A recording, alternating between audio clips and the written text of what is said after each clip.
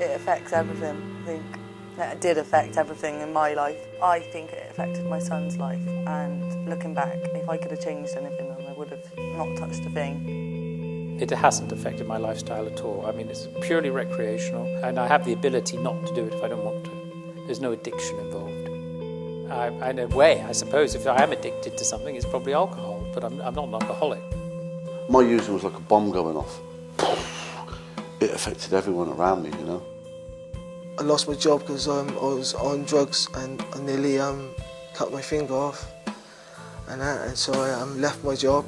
Also, it's affecting my family as well. Like, we row a lot. I've been checked out a few times.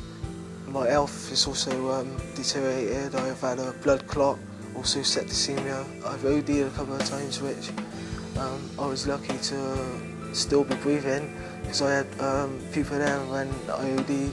Well, I've had friends who's OD'd and died, so I've been fortunate not to be one of them. And also, well, I think my drug use has messed up my life. It held me back from so many opportunities because I'd get stoned. You know, there would be this opportunity, what would I do? Would I grab the opportunity, or what I did was, I'd smoke a few joints instead, you know, and drugs held me back from a lot of stuff. It held me back from work opportunities. It held me back from opportunities of getting to know other people properly. You know, it might have seemed to help me meet people, okay, but all they saw was this crazy guy that did loads of drugs, and it held me back from getting to know myself properly, really. I think over the years, with the amount that I had done, my anxiety got really bad, and as well as my depression with non-sleeping and stuff like that. So I think for me, I was battling every time I did do drugs. It would make it all come back up again. The heroin came a lot later in my kind of drug using career, you know. And for a long time, you know, I did work and I held down jobs, and I did start a couple of businesses, and I was very good at starting things up, but I was crap at seeing it through. Things would get in the way, mainly the drugs. You know, I was kind of driven to funding my drug using. I think I have a different outlook on life to the everyday 9-to-5er. I'm a lot more relaxed about things.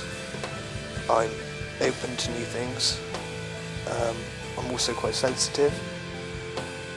In a way, because I'm creative, they've helped that. They've inspired me to think outside the box.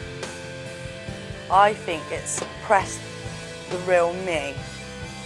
We live in a hypocritical society anyway, because you know, the law is made, but there are plenty of people who make the law who also break it.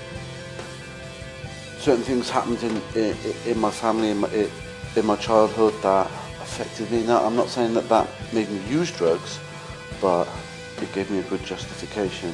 You know, my social backgrounds, being born on a council estate, doing crap at school, all that stuff. I always felt like I was on the outside looking in, feeling less than, acting more than. Harm reduction, I think that's the way forward. Decriminalisation possibly. The jury's out on that one a bit, but clean equipment. You know, not writing people off like once a smackhead, always a smackhead. It's classic. It's not true. Not true. You know, I did realise that it wasn't just a case of putting drugs down and, oh, hey, everything's okay now. I had to do a lot of work. You know, I used to have a very negative outlook on life, but I've been able to turn that around, you know, and I always look at the positive now. And that really helps me as a human being cope with what goes on out there.